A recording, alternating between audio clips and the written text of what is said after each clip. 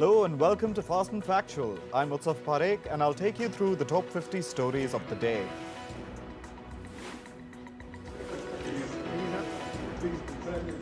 Beginning with the top story of the day, Pakistan's Supreme Court has ordered an immediate release of PTI chief Imran Khan.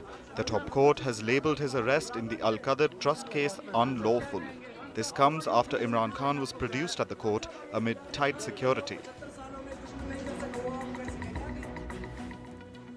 Imran Khan's lawyers met him for over an hour. They have alleged a conspiracy to kill him in prison. One of the lawyers said that Khan complained of chest pains.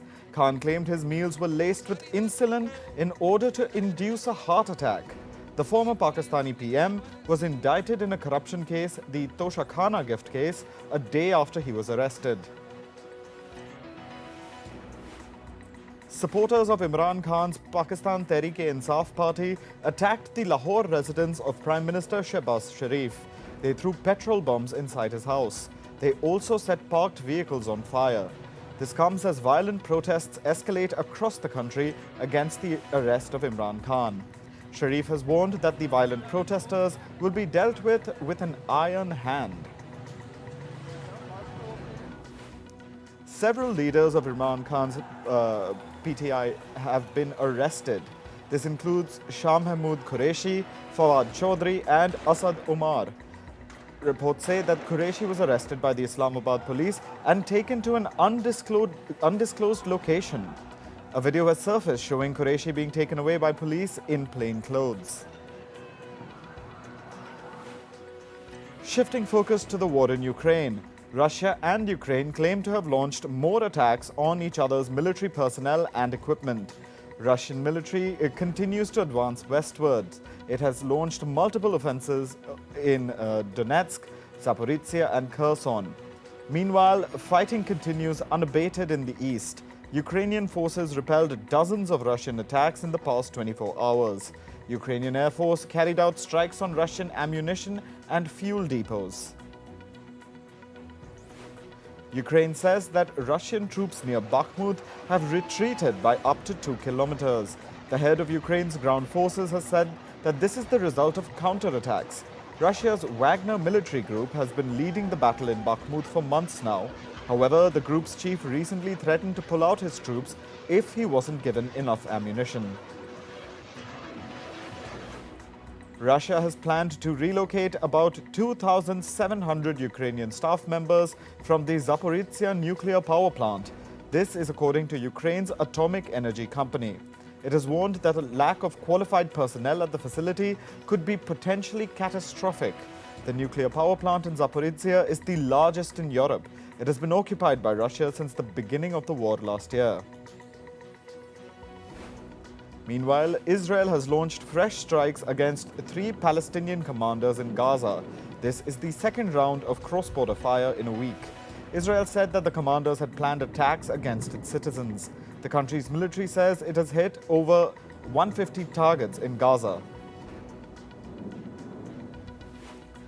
Thousands of U.S. law enforcement personnel have been deployed to the U.S.-Mexico border.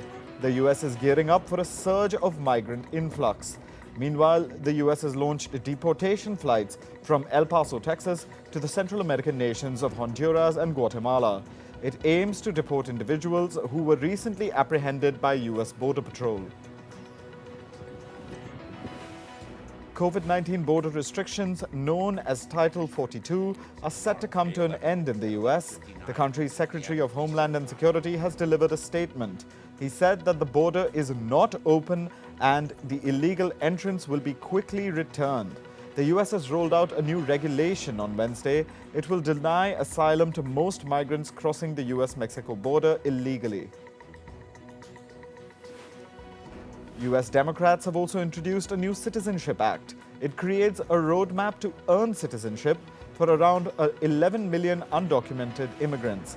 Many will get an immediate path to citizenship as well. The act also aims to make changes in the H-1B visa system, and it improves the access to green cards for workers in low-wage industries. Australia's Trade Minister Don Farrell has arrived in Beijing to meet his Chinese counterpart. His aim is to push for the removal of all trade impediments and stabilize diplomatic relations. Farrell said that the move will benefit both countries and is in the interests of Australian exporters and producers. China is Australia's largest trading partner. The Chinese Foreign Minister Qin Gang and his French counterpart Catherine Colonna met in Paris. Qin said that China is willing to work with France to accelerate cooperation in various fields. Meanwhile, Colonna said that France-China relations are crucial and the two sides should fully restart cooperation. Taiwan's President Tsai Ing-wen has said she hopes more women will join Taiwan's reserve forces training. Tsai visited a training camp. This is where the first batch of female reservists were allowed to attend the training, and this was, of course, for the first time. Taiwan is reforming its reserve forces training. The push comes at a time when Taipei faces a threat from Beijing.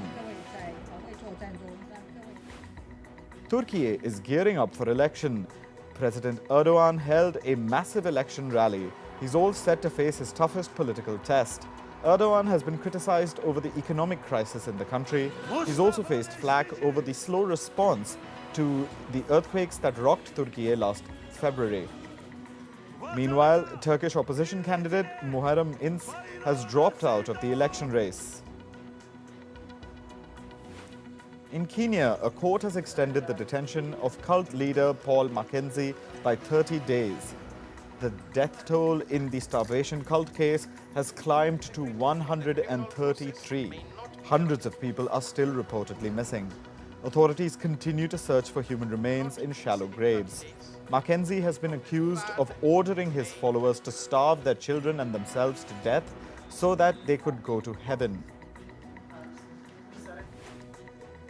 In Colombia, former military and police officers held a protest at the Bolivar Square in Bogota.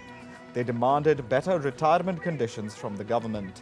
Protesters say that the government is not paying them properly. A lull in high temperatures has brought some relief to Canada's Alberta province. The province has been dealing with massive wildfires. 76 forest and bushfires remained active in the province. 23 are still considered out of control. At least one oil company, though, has reopened 7 of its 9 facilities. Alberta is one of the world's largest oil-producing regions. People in parts of Spain are bracing for another difficult summer. They were forced to endure 16-hour-long water cuts last year. But one Spanish town, Vacarisses, has gained notoriety for its quantity of swimming pools. There are 7,000 people in the town and more than 1,500 registered pools. There's one for every 5 residents. The attention to the town comes as water management has become a hot topic in Spain, which is facing a drought. New Zealand's Auckland has declared a state of emergency. This is because torrential rains brought heavy floods in several areas. Roads have been flooded and several expressways have been closed. Train and shipping services have been suspended. Some areas also experienced thunderstorms with strong winds.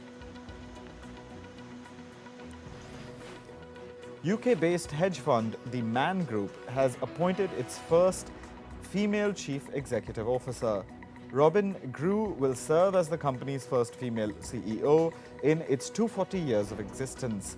Grew joined the firm in 2019. Her appointment will make her one of the most powerful women in fund management. It will likely be seen as a milestone for the hedge fund industry. Global entertainment conglomerate Disney has said that its subscriber base has dropped by 2%. Reports suggest that the dip came mostly from Hotstar. Disney Plus Hotstar platform lost 4.6 million subscribers in its second quarter. Besides, the company is witnessing a reduced revenue from its current subscriber base as well. In March, Hotstar had announced the termination of its licensing agreement with HBO in India. A U.S. accounting watchdog has found massive deficiencies in the audits of U.S.-listed Chinese firms. These audits were performed by auditing giants KPMG and PwC. The auditing firms reportedly failed to obtain enough evidence to substantiate the Chinese company's financial statements. This means that the auditors could not corroborate the accuracy of the firm's financial transactions. Conglomerate Grupo Mexico is all set to buy Citigroup's retail banking operations in Mexico. Media reports suggest that a confirmation of the deal could come as soon as this week. The Mexican conglomerate will buy the unit for about $7 billion. As part of the deal, Citi will reportedly retain roughly 10% of its stake in the Mexican unit. US-based automaker General Motors will consolidate its North American sales operations. GM will combine its operations for commercial vehicles, parts, and telematics services under a new brand. The new umbrella brand will be known as GM Envolve. The newly created brand will compete with Ford's Pro unit and others in the league. GM executives believe that the move will streamline operations for its commercial fleet customers. Italy's antitrust agency has launched an investigation into Apple. Apple is being probed for allegedly abusing its dominance in the apps market. The watchdog said that Apple used a more restrictive privacy policy on third-party apps than it applies to itself. It also accused Apple of using stronger worder prompts with users to block data tracking in third-party apps. Earlier, competitors had alleged that Apple uses these policies to leverage its own ad business. European Union lawmakers are moving closer to passing new rules to regulate the artificial intelligence sector. This will be the first set of comprehensive legislation governing the technology. The draft will reportedly include rules on facial recognition, biometric surveillance, and other AI applications. Austria has become the latest country to ban TikTok from government devices. The decision reportedly follows advice from Austria's intelligence services and several ministry experts. Austria joins a list of Western countries, including Britain and the US, in banning the app. TikTok is under scrutiny from governments over its alleged privacy issues. A Russian court has fined Google more than $38,000. Google has been fined for allegedly failing to delete YouTube videos. Russia has said that these videos promoted the LGBTQ propaganda. The country also alleged that some videos propagated false information about Russia's military campaign in Ukraine.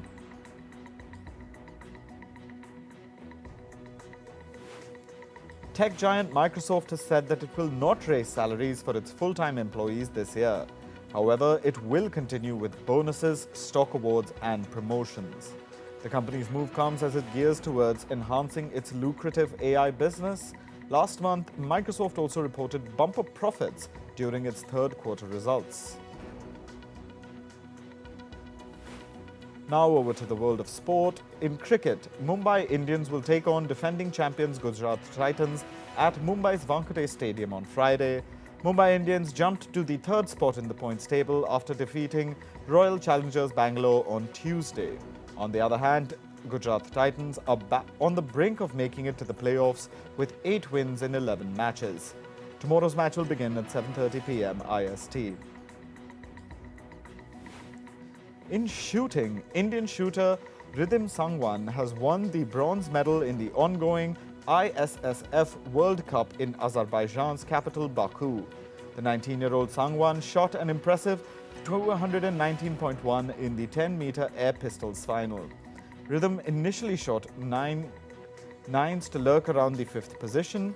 However, she shifted gears midway through in the 24-shot final and started hitting 10s consistently. In boxing, Indian boxers Deepak Bhoria, Mohammad Husamuddin and Nishant Dev have won their quarter-final bouts in the ongoing IBA Men's World Boxing Championships. With the win, all 3 boxers have ensured a bronze medal each from their weight categories. The tournament is underway in Uzbekistan's capital, Tashkent. This is India's best ever performance in the championship.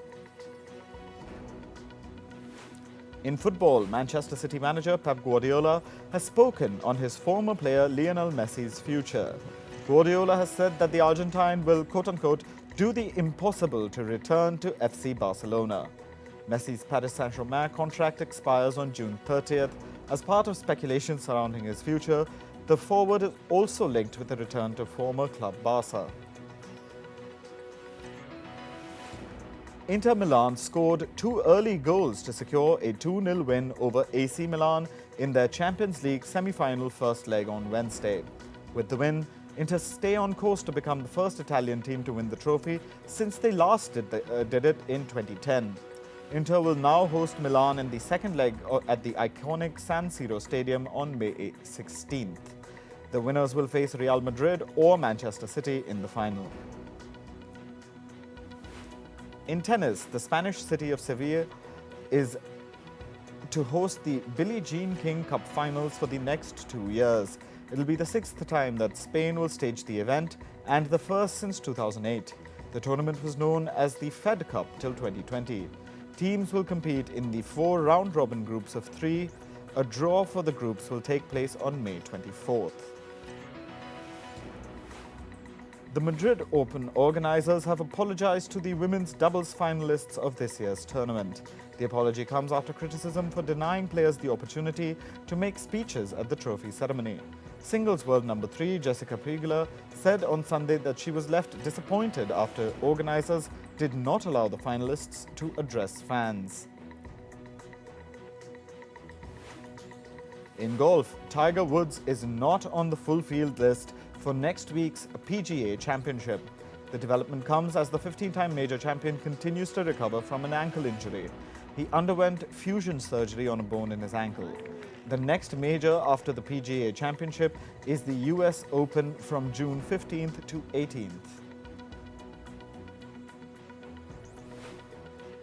In the NFL, the German city of Frankfurt will host NFL games for the first time with 2 fixtures scheduled for November. 5 international fixtures will take place over October and November, with 3 in London. Till now, only 1 regular season NFL game has ever been staged in Germany. The Frankfurt Stadium will host reigning Super Bowl champions Kansas City Chiefs on November 5th for their game against Miami Dolphins. And finally, over to the ongoing ocean race. 11th Hour Racing Team have won leg 4 of the ocean race as they lead the fleet into their hometown of Newport in Rhode Island. 11th Hour held off Team Malizia to claim a first leg win of the event after 17 days of racing north from Itajaí, Brazil. They were skippered by Charlie Enright. The upcoming leg 5 out of 7 will see a 3,500 nautical mile sail to Denmark's second largest city, Aarhus. To entertainment now, singer Beyoncé kicked off her Renaissance World Tour in Sweden last evening. The show was high on theatrics with pyrotechnics, robots, and a shiny tank. This is the first time that Beyoncé has gone on tour in over 3 years. The 57-day tour will take place across Europe and North America. Rapper Doja Cat has been named Songwriter of the Year at the recently announced BMI Pop Awards. 6 of her songs were highlighted as the most performed songs of 2022. However, the rapper herself was not present to collect her award at the ceremony. Doja Cat has a total of 7 BMI awards to her credit. BTS singer Jimin has made history with the most #1 spots on iTunes in 117 countries. His songs With You, Filter, and Like Crazy helped him achieve this record. Jimin has become the first and only artist in the world and in the history of iTunes to have 3 songs on the #1 spot. K-pop band New Jeans has set a new Guinness World Record.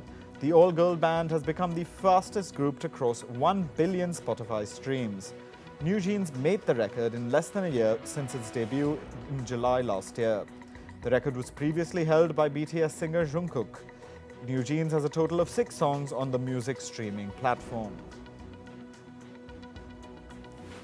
An Egyptian broadcaster has hit back at Netflix's decision to cast a black actress for Queen Cleopatra's docudrama. The government-owned broadcaster has announced its own big-budget Cleopatra documentary. Netflix's casting caused an uproar in Egypt as Cleopatra was of European descent and not black.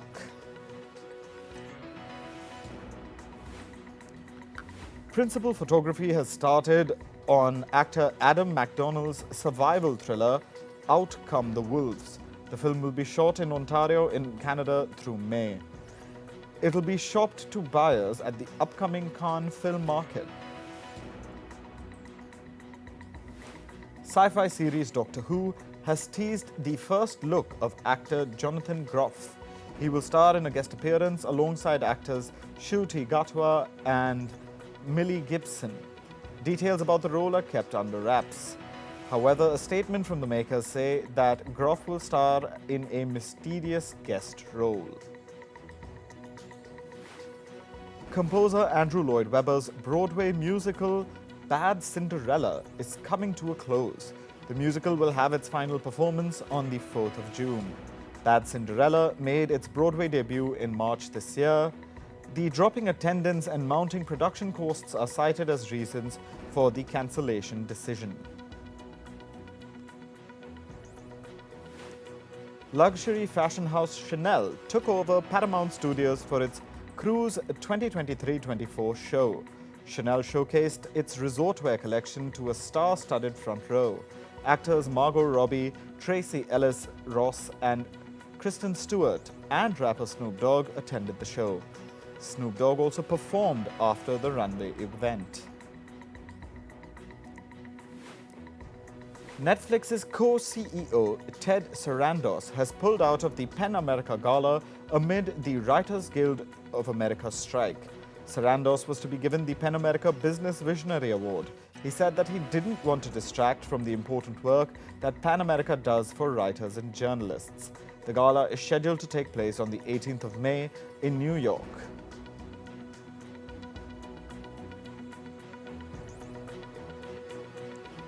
That's all for today's edition of Fast and Factual. Thanks for watching. Stay tuned to Firstpost.